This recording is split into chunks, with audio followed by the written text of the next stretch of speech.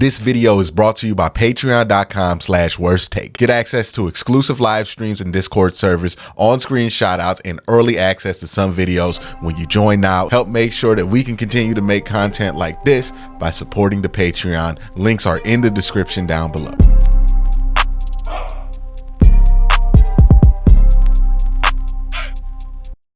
You want to update on what's going on with the cut downs? It's not final yet. We're not down to the 53 roster, but there have been some interesting developments in this time period that have made me feel like I need to make a video about this as we wait for these cut downs to become final. Basically, two things have happened. The Browns have made some cuts that kind of indicate some things here and there. And then also the Browns are fielding calls for Tyler Huntley, which we expected, but possibly JAMEIS Winston. How did we get here? Let's talk about the cuts first that the Browns have made. So as of recording this video, Zaire Mitchell-Payton is gone. The Browns have informed DTR that he has made the roster. Sam Kamara is gone. Siaki Ika is gone, which makes no shock. Chris Edmonds is gone. All right. David Bell. This report from Jeremy Fowler says with the Browns making several receiver cuts, they plan to keep third-year wide receiver David Bell on the initial 53, barring developments with rosters, churning waivers, and rookie Jamari Thrash has impressed, which to me indicates that Thrash and Bell are pretty much going to make the roster. And that's no surprise, which makes sense. If you've watched this channel, you know that I've been talking about how David Bell is much better than what the internet gives him credit for, and that David Bell is probably thought about much higher than what he is by Browns fans. And I think for good reason. David Bell had a strong end to last year. And I know people are excited about what Michael Woods has done, but you got to consider Michael Woods has done a good job separating. He's done a good job making plays in the fourth quarter of preseason games. He has not done anything ever against starters. So we don't know if Michael Woods can separate better than David Bell. We don't think that Michael Woods can separate better than David Bell against ones, because we've seen David Bell get separation against ones. I think a lot of the narrative on David Bell has been based on like his pre-draft report and now really based on what he's done as a Browns player over the last couple of years. And it hasn't been overwhelming work. If you're not looking for it, you're not going to find it. But the work is there, and the work is pretty decent from David Bell. Not like going to be a core member of your wide receiver core, but he's going to be somebody who can hold down your fifth spot pretty well and be on the field and be shorthanded on third and fourth and short situations. Nyheim Hines also confirmed now to be on the NFI list, the non-football injury pup list. So he's going to miss the first 4 games. This means the Browns are going to be looking for a running back, whether on their roster or on the waiver wire, to keep extra.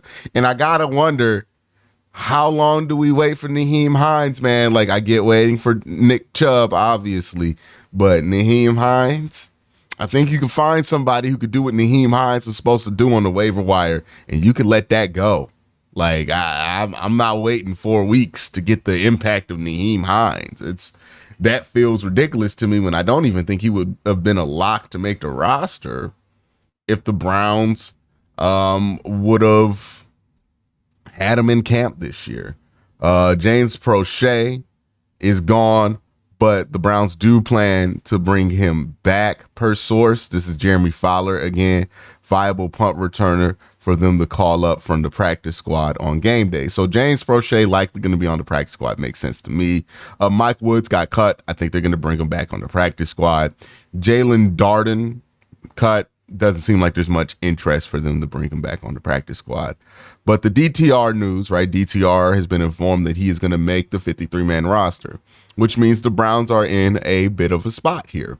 They can keep 3 quarterbacks, which would not be the most efficient for roster construction.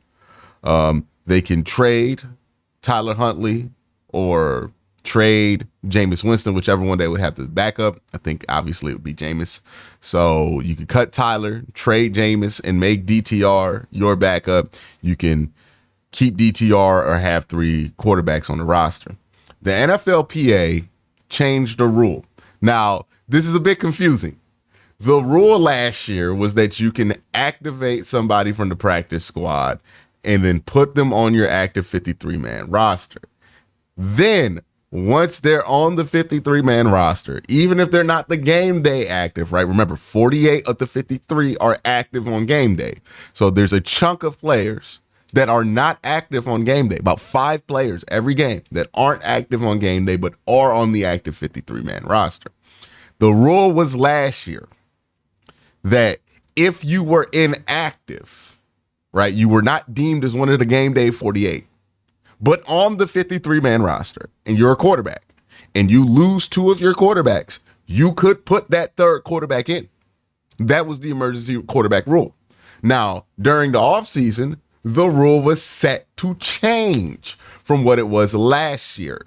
And the change in the rule was that instead of that guy, your emergency 3rd string quarterback, having to be on your 53-man roster, the rule changed to that man only had to be on the practice squad. And you can make your 3rd quarterback, your emergency quarterback, be somebody who is on the practice squad. So basically, you can immediately elevate somebody from practice squad to active game day at the quarterback position if you have 2 injuries. That was the change in the rule, and you could do that in a limited amount of times. That was the change to the rule. That's the emergency 3rd quarterback rule change that they made this offseason. But then we get to a couple of days ago, and the NFLPA vetoed that rule for numerous reasons, mainly having to do with they want people to be playing and like make sure that people don't get stuck on practice squads, right? And they felt like that rule would get people stuck on practice squads. So the rule changed, and now it's back to what it was last year. I think the Browns were thinking that the rule was going to stay, which meant you can have Tyler Huntley on the practice squad, but if it comes down to it, you can play Tyler Huntley in a game if need be. You can have him play because that was the emergency quarterback rule. You didn't need to have that guy on the roster. He could be on the practice squad. Tyler Huntley was always going to be on the practice squad, or at least Tyler Huntley or DTR, depending on how the preseason went, we're going to be on the practice squad. DTR had a much better preseason, so DTR makes the roster. That is the change to the rule that happened. Now they have to roster 3 quarterbacks if they want to have 3 quarterbacks. So they had a bit of a decision to make. Do you want to keep 3 quarterbacks? Do you want to do what you did last year, 2 plus a practice squad guy? And if you want to do what you did last year, you got to trade JAMEIS because you already made it clear that DTR is going to be here. Now, here's where my opinion comes in. I absolutely 100% don't think the Browns should trade JAMEIS Winston. I get considering it unless somebody gives you a crazy offer for JAMEIS Winston. And when I say a crazy offer, they either offering like a player you can't say no to, or like a 3rd or a 2nd round pick. And maybe like a 5th to sweeten the pot, like a 3 and a 5, or a 2 and a 6, or maybe a 2 and a 5 the year after. Somebody offers you that, you just gotta let JAMEIS go. But if nobody's offering you that, then you stick with JAMEIS. Like, this is not I'd trade him for a 5th round pick, Josh Dobbs situation. You just should stick with JAMEIS. The reason I think this is the case is because I like DTR. I think DTR has made a lot of progress from last year. That being said, I don't know if I would like to start DTR if like I had a choice not to. I don't think DTR should be playing in regular season games and shit. Like, there's nothing wrong with letting him sit and fix some things for like 2 or 3 years. Look what it did for Jordan Love. I'm not saying DTR is Jordan Love. One's a 1st round pick, one's a 5th round pick, but the same principle applies. Let him develop. He doesn't need to play. He's on the roster to be developed. And trading Jameis would pretty much put him in the same position he was in last year. I just don't think that's a position he needs to be in. I don't think that's a position the team needs to be in. You brought in JAMEIS Winston for a reason, because you wanted to have a veteran backup just in case something went down. I understand that DTR has impressed more than people anticipated, and the fact that we're having this conversation tells me that they weren't low on DTR coming in, and DTR has brought them back up to where they were last year almost. So good on DTR. That's great stuff that he has done. Still, really think about the difference that we're at right now, right? They brought in Jameis for $8 million to make sure he wasn't going to be the backup. They brought in Tyler Huntley, who is more than just a camp arm, to come in and play third quarterback. So much so that Tyler Huntley actually started over DTR in the first preseason game after Jameis Winston got off the field. So the climb for DTR has been real, and I think that climb has been impressive, but, you know, still pump the brakes a little bit. I don't think we should do exactly what we did to him last year. If it was early last year, it's still early this year. Next year is the year for him to be the full-time backup. Now, they could try to trade Tyler Huntley. I know they're trying to trade Tyler Huntley. I think there's two places you could trade him.